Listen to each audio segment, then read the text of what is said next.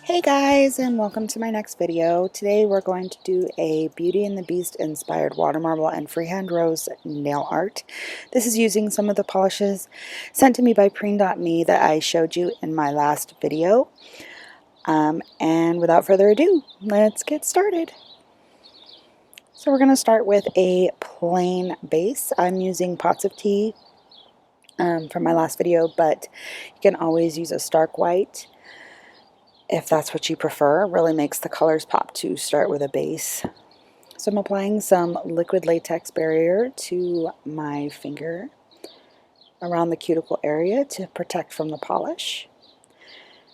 So we're going to start with some room temperature water in a cup, and we're going to build our bullseye using Enchanted Patina and the last petal.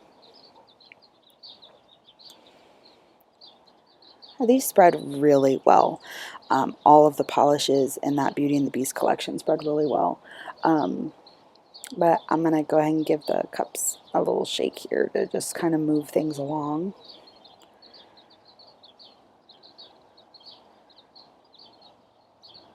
And a shake.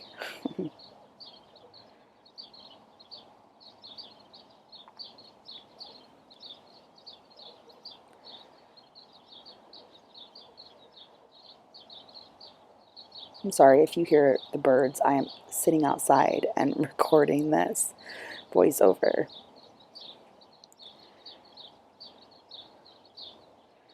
Alright, so I'm going to take my needle pencil that I bought really cheap from a nail art supply store because I couldn't find my water marble tool.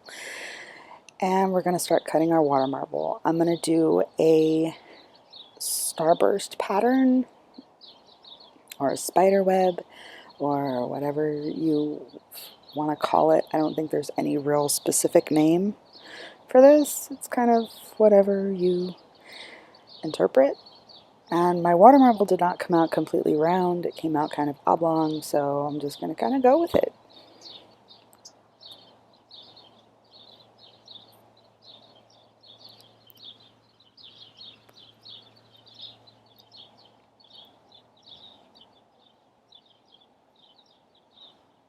And I think, if I remember correctly at this point, the needle actually fell out of my little needle pencil. So I had to fix it. Hence the little break you see here.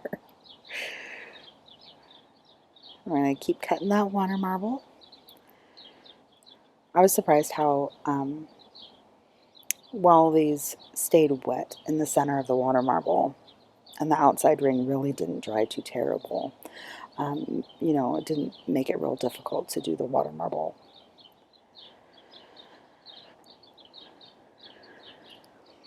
So now on this side I'm going to start cutting in and make like a petal-like pattern. And just kind of give it a few dunks in the middle there.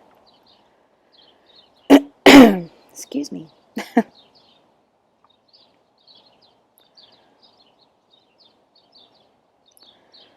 And I like to do this sometimes. I will do one side differently than the other, and it'll give me a choice as to which design I want to choose, where I want to pick. Water marble flows anyway, so I chose to go with the spider web, I guess, or the starburst side of the water marble. I'm going to dunk my finger in at an angle, go really slow.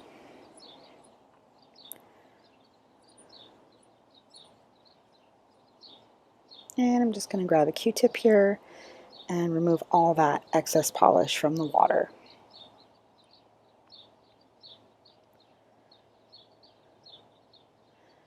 You don't want to leave any polish in there that can get stuck to your finger when you pull out and ruin your design. So we're going to go really slow here.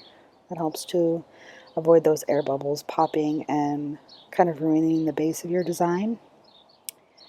So there you have it. There is the Starburst water marble. Gosh, excuse me. Allergies are rampant here in Arizona right now. I love how this has that magnetic polish cat eye kind of effect. I really loved how that water marble turned out. So now we're just going to remove the latex. There are a few different ways you can do this. You can take some scissors and cut it, but the I Peel Good from Sweet and Sour Lacquer, I will link them down below, is my favorite because you can just do it like this. All just comes off in one piece. This stuff is amazing. So after some cleanup, this is what we're left with. And we're going to add a nice glossy top coat to this because we are going to do some freehanding with acrylic paint. And if you've been on YouTube long enough watching nail art, you know that if you give yourself a dry surface with a quick dry top coat to do your design with acrylic paint, you can always fix your mistakes. That's what's so fun about it. And there are two different ways that you can clean up your mistakes from acrylic paint when you're freehanding. One is if it's still fairly wet, you can just use a Q-tip dipped in water and just kind of rub it off. That may be more difficult with a black acrylic paint. I've had an issue where that doesn't work. You can scratch it off using a toothpick once it's dry, and you want to make sure that your base and your top coat are very dry before you do that. I'll usually wait an hour or so between doing this for acrylic paint, and then that way if I make a mistake I can just scratch it off, or you can actually use some rubbing alcohol on a Q-tip if you're having difficulty getting it off with just water.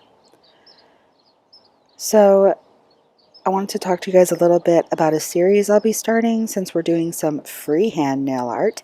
I'm going to be starting this week, an impromptu nail art series. For me, nail art is a very flowing process. When I'm doing it, I kind of go in with a small plan, and then I find that plans change when things happen, or a design gets messed up or smudged, or you do a water marble and there's bubbles. You know, how do you fix that?